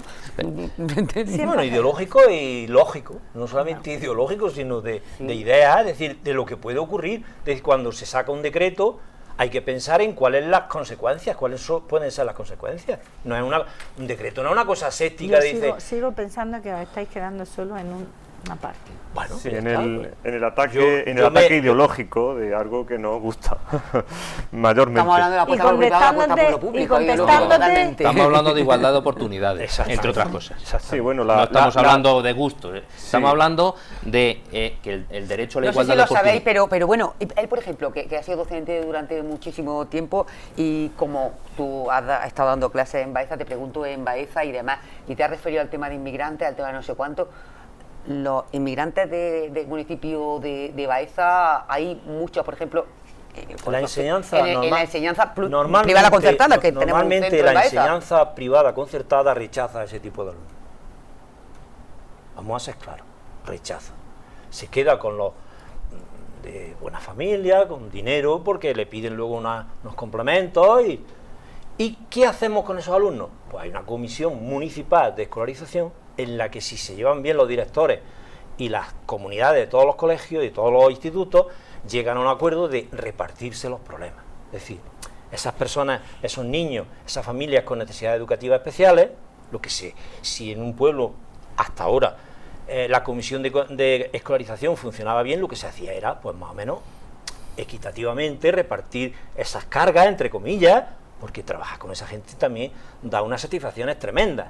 Bueno, Tú ves también llegar, hay niños con ciertas dificultades hombre, también, claro, de problemas de carácter físico, socioeconómicas, psicológico, ¿no? Y también con físico, necesidades sí, claro. especiales Y de existen los discapacidades. monitores y hay centros que están preparados para recibirlo, otros centros menos. Y entonces se hace un reparto en la Comisión Municipal de Escolarización. Así funcionaba la cosa.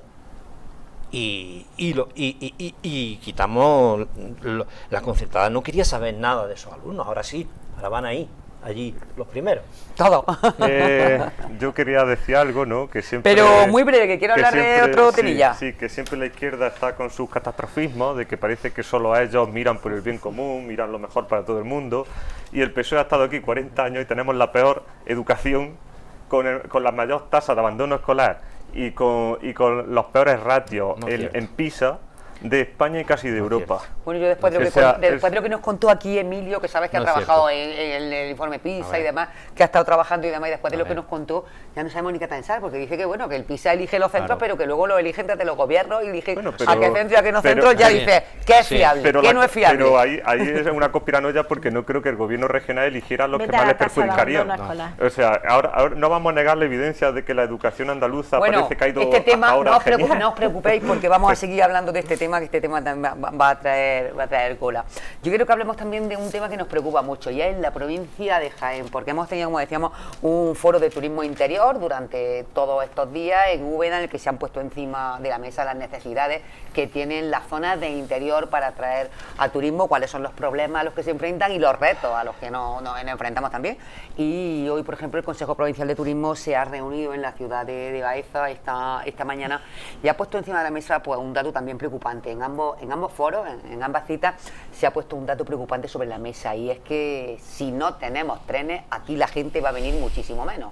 El tema de la demanda de tipo ferroviario, de carácter ferroviario que hay en la provincia de Jaén es importante, y ello es una de las razones por las que, bueno, pues el turismo en cierto sentido le cuesta más trabajo crecer en la provincia de Jaén. Un reto al que nos enfrentamos. Ha habido gobierno del Partido Socialista, ha habido gobierno de los últimos años del Partido Popular, el último año de... Seguimos sin trenes, no, cada vez tenemos menos. Eso es un problema serio, un problema grave y un problema que habrá que afrontar seriamente, y en este caso voy a ir de menor a mayor representación en la provincia de Jaén, porque vamos a hablar de la provincia de Jaén, así que voy a comenzar por Paco para hablar de este tema. Bueno, pues os voy a contar primero una anécdota que me ocurrió en Sevilla ayer. Me monto en un taxi y me dice el hombre, no sé qué, ¿dónde va usted? A coger tren. Allá al final esto se convierte todo en AVE. Digo, ¿cómo? Sí, estaba en Sevilla. Acabaremos todos con el AVE. Digo, con el AVE, digo, hombre, yo voy a Baeza, en Jaén, y en Linares Baeza hay un servicio a Sevilla. Un servicio por la tarde de ida y uno por la mañana de vuelta. Uno. Y en Jaén me parece que son 3 a Sevilla, ¿no? Yo creo que nos hemos equivocado, y esto tiene que ver también, no es catastrofismo, es un poco de visión de futuro. Esto tiene que ver también con el futuro, es decir, todos no pueden ser aves, señores, no pueden ser aves. Le dije, digo, usted está un poco equivocado, digo, todos no podrán llegar a ser aves, porque el tren convencional es una figura muy importante en la vertebración del territorio. Y sin embargo se han abandonado líneas en la provincia de Jaén, la provincia de Granada a partir de Guadix, la de Almería a partir... Es decir, es un abandono por completo del territorio por parte del tren. No sé si el mercado eso lo puede suplir. Yo creo que no, hay que planificar y hay que pensar muy bien. Si mantenemos la población, hay que planificar transporte, y el tren convencional es fundamental, y para esta provincia y para esta ciudad y para Úbeda Baeza y para el turismo y para todo, y para el transporte sería fundamental que esa estación Linares Baeza funcionara, hubiera servicios, hubiera trenes de mercancías. Hombre, yo he estado un año casi yendo yendo semanalmente a Sevilla. Es que ya no veo un tren de mercancías, y sin embargo por la autovía vas para matarte con los camiones.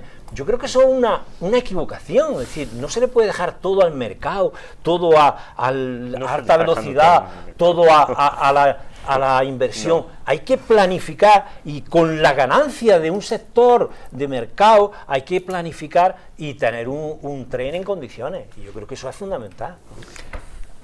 Rocío. Bueno, yo creo que en eso los dos grandes partidos, PP y PSOE, tienen la culpa de la nula o la pésima inversión en infraestructuras que hemos sufrido en la provincia de Jaén durante muchísimos años. No solo la provincia de Jaén, lo ha dicho el compañero, Andalucía Oriental es que estaba completamente abandonado. Yo recuerdo haber ido de tren a Almería. Recuerdo las estaciones que comunicaban Larva o Quesada, y que ya prácticamente es que han perdido el tráfico ferroviario. O sea, nos parece vergonzoso que no se haya invertido en absoluto durante décadas ni en ferrocarril, ni en autopistas ni autovías, que también son necesarios porque los trenes no llegan a todo el mundo. Yo vengo de un pueblecito que para llegar aquí yo tardo 1 hora de reloj y hay 68 kilómetros. La Nacional 4 Nacional 4 se está arreglando ahora, pero es una auténtica vergüenza. Ponían en decenas de kilómetros el 100 para que fueran más despacio, porque si no saltaba el coche por la mediana. En los años 90, Pozalcón se quiso cambiar de provincia por tal de no tener que venir a Jaén, porque teníamos Ceros una de carretera. Granada. Claro. Sí, nos quisimos cambiar de provincia porque no nos hacía Bueno, la carretera. ya vaya al médico a Granada. Siempre vamos a Granada al médico. Llevamos muchos años yendo a Granada al médico, pero entonces las líneas eléctricas, nosotros todavía estamos esperando que ni el PSOE ni el PP han decidido todavía hacer o destinar el dinero a la inversión de la línea Baza-Caparacena, que está dejando completamente aislada a la zona norte de Granada y lo que nos toca a la zona del altiplano. O sea, es que en infraestructura, y de eso también se come, porque si no hay infraestructura no hay riqueza y no podemos vender nuestro maravilloso aceite de oliva del que tanto hablamos. O sea, y creo que las zonas rurales, sobre todo en las zonas rurales, debería hacerse una apuesta y un plan de Estado para la inversión de las zonas despobladas en infraestructura. O sea, vamos, lo del AVE, que sí, que es verdad que es el producto estrella ahora mismo, pero que tampoco pasa nada, que si tenemos AVE en Jaén, que Sí, sería pero se lo decían en fantástico. Sevilla, en Jaén. O sea, Si no que va se- los pero números, vamos, que menos que un tren convencional. pero si es que ni eso, o sea, es que ya no tenemos ni siquiera un tren en condiciones, y ahí deberían hacer el nuevo gobierno y sobre todo una apuesta grande por invertir en infraestructura de la provincia de Jaén, terminar las nacionales, terminar la autovía a Albacete, que ya va siendo hora. Es que todas las provincias andaluzas han crecido, menos la nuestra, en infraestructura, en inversión, pero José Carlos. El problema de Jaén es el general de toda la España vaciada. O sea, son sitios de interior donde no se fija la población porque no hay incentivos y donde no hay aliciente a la actividad económica. Entonces la gente joven, muchas amistades mías de mi edad, un poco más mayores, un poco más jóvenes, se han tenido que ir a grandes ciudades porque aquí no hay oportunidades. Y entonces, ¿por qué no hay oportunidades? Pues habría que analizarlo. El tema de la infraestructura es serio. Hay muy poca infraestructura y muy deficitarias. Pero es la pescadilla que se mueve la cola. No hay infraestructura porque no hay mucha población, y como no hay infraestructura hay poca población. O sea, siempre estamos en el mismo Aparte de mejorar las infraestructuras, que habría que mejorarlo, yo creo que habría que dar incentivos mayores en las zonas de interior para que, como decía el compañero, que era un problema del mercado. No es un problema del mercado. Pues no es un problema del mercado porque es que a ti te están exigiendo lo mismo, los mismos impuestos, las mismas regulaciones en una zona de interior cuando tú no tienes los mismos beneficios del Estado. Entonces el Estado es el que te está poniendo la zancadilla para no poder competir con las grandes ciudades y con los núcleos donde se concentra la población. Entonces no es un problema del mercado, es un problema de una mala intervención estatal, porque normalmente casi todos los problemas vienen de una intervención estatal que no vemos y que indirectamente ha afectado a eso.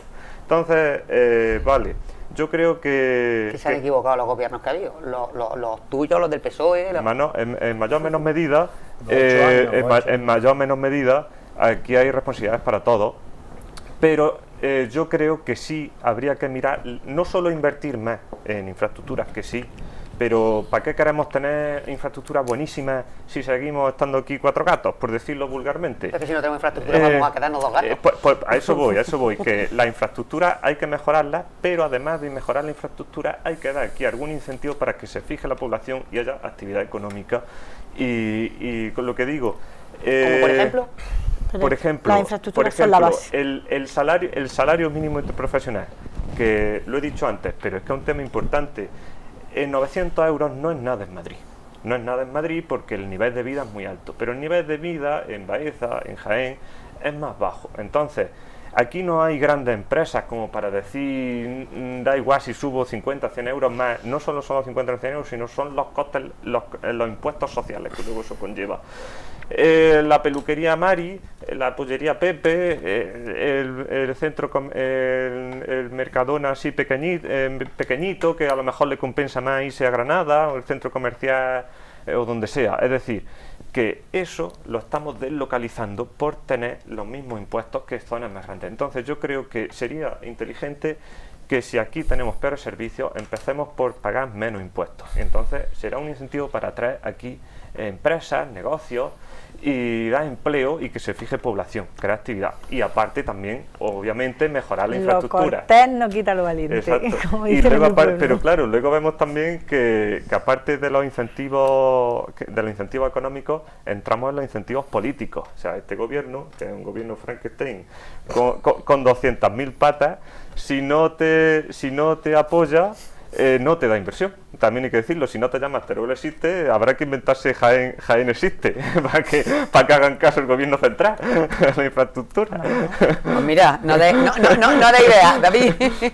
Bueno, yo en este caso voy a hablar y hablo desde la posición y defendiendo ahora mismo al gobierno actual, pero entendiendo que la situación del ferrocarril en la provincia de Jaén es inaceptable. Y como es inaceptable, siempre desde aquí, desde la provincia de Jaén, hemos reclamado al gobierno que haya estado, y en este caso nos toca a nosotros. ¿Qué quiero decir con esto? Que desde el Partido Socialista no nos vamos a poner de lado en el problema que tenemos con el tren, con el ferrocarril aquí en la provincia, y le vamos a dar una solución. Ya ha habido reuniones con Adif, ya ha habido reuniones con el Ministerio, con Adif y con Renfe. El problema, sobre todo, lo tenemos con Adif, en el sentido de que aquí lo que necesitamos son infraestructuras. Es decir, Adif es el administrador de infraestructuras ferroviarias, pues es lo primero que tenemos que tener. Hay un informe del Consejo Económico y Social, que cuando yo tenía otras funciones me lo cogía debajo del brazo y me presentaba en Adif o me presentaba en Renfe y se lo presentaba a ellos. Ha estado en el Senado, no es el senador. Y ellos lo tienen allí, igual que desde el presidente de la Diputación se lo ha presentado de igual forma. Ese informe, que es un estudio serio y coherente, dice que podemos estar perfectamente con las mismas infraestructuras que tenemos aquí, con las mismas máquinas de tren, si estuvieran en condiciones desde Jaén a Madrid en 3 horas y a Sevilla en 2 horas y cuarto. Lo único que habría que hacer es adecuar las infraestructuras, sobre todo. Tenemos un gran problema con la impermeabilización de la propia línea. Después tendría que tener, porque hace unos días veíamos cómo se ponían unos trenes Savant, la semana pasada, entre Granada y Sevilla. Aquí no es de velocidad de las máquinas, es decir, las máquinas que hoy día hay, aunque haya habido unos problemas estos días pasados, es cierto que pueden coger mucha más velocidad, pueden coger los 220 kilómetros por hora. Todo el que suba a Madrid y se fija en la velocidad que ve el tren, más de 159 kilómetros por hora, no puede ir. Aparte de los problemas que tenemos, por ejemplo, en las limitaciones de velocidad que tenemos en Despeñaperros. Con esto, y siendo conocedor del problema, y llevando ese informe del Consejo Económico y Social debajo del brazo, ya sé que los parlamentarios del Partido Socialista se han puesto en contacto, ya digo, con Adif, con el presidente de Renfe, y se le va a buscar soluciones. Es un problema que nosotros tenemos. Estaba diciendo que es un problema de infraestructura, es así. Las infraestructuras, al fin y al cabo, lo que te hace es vertebrar los territorios. Otra de las luchas que siempre hemos tenido ha sido con la A32. La A32 no es solamente que nos afecte a nosotros, a la provincia de Jaén, sino que es el eje vertebrador de Andalucía con el Levante. Efectivamente. Ese es el gran problema que tenemos, que vemos cómo los camiones llevan a Bailén, en el caso del transporte de mercancía rodado, y cuando llegan a Bailén, en vez de tirar por aquí, por la provincia de Jaén, se suben a Manzanares y de Manzanares giran hacia el Levante, porque es imposible la comunicación que tenemos. También es cierto que ya vemos como la A32 en estos 2 últimos años ha tenido un impulso importante, ya está abierto hasta Torre Porogil.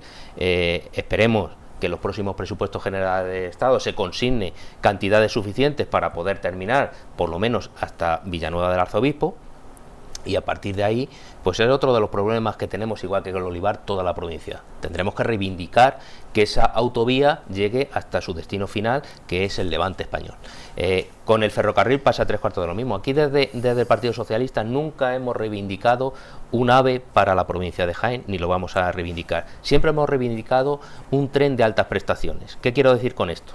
Un tren de altas prestaciones lo que significa es, quizá coja velocidades algo inferiores, pero bien es cierto que también permite el ancho de vía que puedan circular también mercancías. Hablábamos y se habla mucho de ese corredor mediterráneo que pasa en su eje litoral por la costa, pero bien es cierto que pasa cruzando la provincia por Jaén. La salida de todas las mercancías, porque todos los barcos que llegan con mercancías y con contenedores, que ahora es el negocio y por donde se llevan las mercancías, llegan al puerto de Algeciras. El puerto de Algeciras es el de mayor tránsito de contenedores prácticamente de Europa, y necesitamos que la salida natural, que es hacia el norte de la península, Algeciras, provincia de Jaén, y hacia arriba Madrid o donde vayan las mercancías, pasen por aquí. Por eso necesitamos, y vamos a luchar desde el Partido Socialista mucho, porque ese tren que ahora otras provincias también veíamos como reivindicado, ese de la parte de Cáceres, pues nosotros estamos en igual situación que ellos o peor, y vamos a reivindicar, ya digo, desde el Partido Socialista, porque estemos en la posición que estemos, la provincia de Jaén se ve perjudicada con el tren que tiene y lo tendremos que reivindicar, y así va a ser. Y tenemos a nuestros representantes en el Congreso prestos, dispuestos, que lo van a concienciados y mentalizados que lo van a hacer. A pelearlo, fuerte. Sí, porque ya lo están haciendo, y vamos, me consta que se va a hacer y se va a conseguir. Hacemos otra segunda vuelta sobre este tema, por si alguien quiere puntualizar algo en este sentido, Paco. Sí, yo creo que, hombre, prácticamente se ha hablado de todo lo más importante. El tema del tren convencional o tren de altas prestaciones, eso es fundamental para esta provincia. Que hay que mejorar la infraestructura, y ya se verá. Yo creo que la gente se van a quedar ingenieros, se van a quedar obreros, se van a quedar transportistas. Si se mejoran la infraestructura, ya simplemente por ese hecho hay una mejora de... Pero solo con la obra de infraestructura no puede sobrevivir una zona. Estudia un poco historia, la recesión de Estados Unidos. Bueno, eso es un poco ¿Cómo se recuperó Estados Unidos? Estudiatelo. Inversión pública. Inversión pública. Keynes está casi igual de desfasado que Marx. Inversión pública. Sí, por sí sola no funciona. Y yo creo que fundamentalmente las mercancías, por ecología y por eficiencia, deberían de pasar por la provincia de Jaén, pero en el tren convencional. O sea, eso está claro, ¿no? Y quitarnos transporte de la autovía, mejorar la autovía también para que podamos salir al Levante y no tener que ir a Manzanares y luego a Albacete girando por la derecha. Y yo simplemente es mirar a la provincia, y que la provincia, por primera vez, porque es verdad que lleva abandonado mucho tiempo, pues esté en el foco de atención de este gobierno.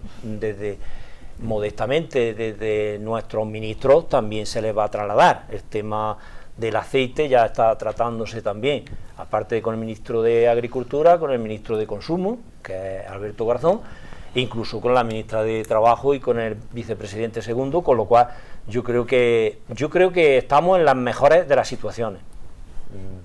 Y en un mes hemos tomado muchas buenas decisiones. Espero que siga que siga la cosa así. Para la provincia de Jaén Rocío. Bueno, efectivamente, yo creo que en eso estamos todos de acuerdo. Viviendo en Pozo de Alcón, además, lo tenéis más crudo todavía. Mira, nosotros salimos al Levante por la A92 Norte. Nosotros claro, no tenemos acceso. Llegar hasta aquí... Y yo algunas veces me bajo para allá y... Claro, pero... pero es que me está hablando de 60 y tantos kilómetros. 64 kilómetros. Una hora. Claro. O sea, la inversión que se iba a hacer, y eso también, el gobierno del Partido Socialista también desechó el proyecto, era la A315 que va a Baza. O sea, había 3 viaductos que atravesaban la zona del Guadiana y que permitían acceder a Baza en un tiempo muchísimo más. Al final el proyecto se quedó en un escalectri que va por la zona de la Vega del Río y llega hasta Huesa, y en Huesa ya es que llega a Larva, de Larva a Jódar, bueno, es una odisea. La zona del corredor de Levante por el sureste se estudió en su día y se desechó. Y yo creo que ahí hay también una posibilidad que conectaría toda la zona del altiplano y que también se debería estudiar, porque además ese proyecto se desechó en los años 90 y conectaría con la zona de Almería, que además es un corredor importante con el puerto de Cartagena, que también tiene un movimiento importante, y sobre todo la zona de Alicante, Murcia, donde nosotros, o sea, para nosotros ese es nuestro mercado natural. O sea, estamos más conectados a Almería y a Murcia que a la provincia de Jaén y Albacete. Nosotros a Valencia nos vamos por Jumilla. Claro. Tenemos a Caravaca, Claro, y de por Caravaca la situación geográfica además es la más... hasta Fuente la Higuera. Pero que yo creo que no hay solo que pensar en el norte de la provincia, y en ese sentido donde yo vivo, Huesa, Hinojares, Larva, somos la Jaén vaciada de la España vaciada. O sea, a nosotros se nos ha invertido tan poquísimo dinero en estos últimos 20 años, que es verdad que nosotros hemos perdido más de un 17% de población. Y sí que es cierto que las infraestructuras fijan población. A nosotros las empresas no se nos quedan porque no tenemos una línea eléctrica que nos garantice el suministro. Bueno, contaba que se cortaba la luz en la cooperativa. Se cortaba la luz en la infraestructura cooperativa. básica elemental, claro. Pero es que Claro. ni siquiera eso. Eso digo, que no hay ni O sea, infraestructura ni básica siquiera eso. O en sea, algunos sitios. que cuando nosotros hablamos de la inversión en la provincia de Jaén, yo les pediría a los compañeros que hablemos también de aquellas zonas que están completamente olvidadas. Y son los extremos de la provincia que no tienen absolutamente ninguna inversión, y esa es la Jaén profunda, y la que realmente puede, y son los pueblos que al fin y al cabo le están dando también vida. Nosotros hemos apostado por modernizar nuestro sistema de riego, por modernizar nuestras instalaciones, por diversificar cultivos, pero si luego no tenemos dónde venderlo, si no tenemos ni internet, no tenemos ni siquiera banda ancha todavía, fibra óptica. En el siglo XXI un pueblo no tiene todavía fibra óptica, eso es que es tercermundista, y nos cuesta muchísimo comunicarnos y transportar, y eso, vamos, ahí sí que tendríamos que hacer una reflexión con todos esos pueblos que están completamente aislados, porque de eso no se habla nunca. Ahí hay una Haití. Claro, yo sí quería... Ahí hay una sí. Haití. Veremos a ver la Haití, si nos la pagan. Veremos a ver la Haití. Que hay temas muy interesantes. Obviamente las infraestructuras básicas que en Jaén flaquean muchísimo, eso es elemental. Pero aparte de eso, que es a lo que yo iba, partimos de la base de que el último gran reformador de Jaén fue Carlos III.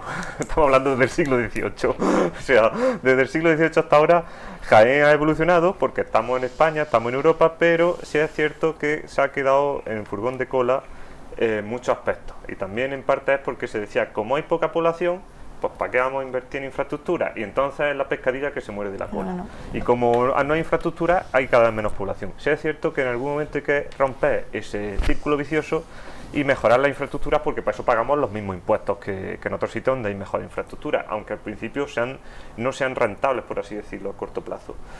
Eso es básico, porque si pagas 10... Está muy bien, lo que acaba de decir está muy bien. Pero yo soy liberal, pero si pagas 10, Exacto. tienes que recibir 10. Claro. O sea, no puedes pagar 10 y recibir 4.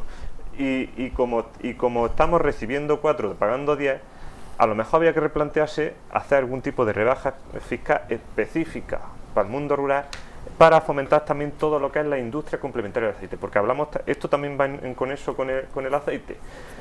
Si parte de la producción de aceite se pusiese a productos secundarios elaborados del aceite, como biomasa, como productos de cosmética, etc., que no fuesen directamente alimentarios, habría una parte importante de la producción de aceite que se llevaría a esa producción, y no se tendría que comercializar, y por lo tanto, a la vez menos oferta y la misma o más demanda, subiría el precio también. O sea, todo está interconectado. Si es que al final... Acabamos con este tema, David, y con nuestro debate de hoy, que hoy lo hemos centrado en nuestra tierra. En nuestra tierra. Pero yo sí es cierto que no estoy en esa mentalidad de que si pagas 10 tienes que recibir 10. No.